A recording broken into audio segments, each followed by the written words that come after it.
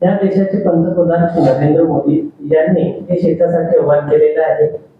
सोने 1 वर्ष खरेदी करू नका, पेट्रोल डिझेल याचा कमी वापर करा, तेलाचा कमी वापर करा, हे देश हितासाठी आवाहन केलेलं आहे. याबाबत आपण काय सांगता?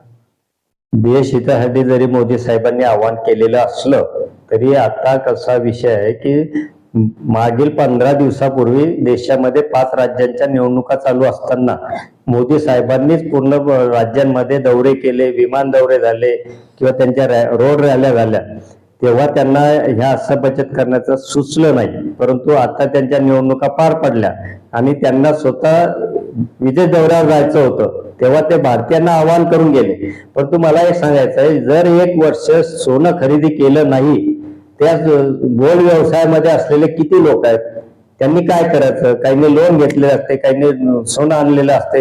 ह्या लोकांनी काय करायचं? त्यानंतर त्याच्या रोजगार अवलंबून असल्याने काय करायचं?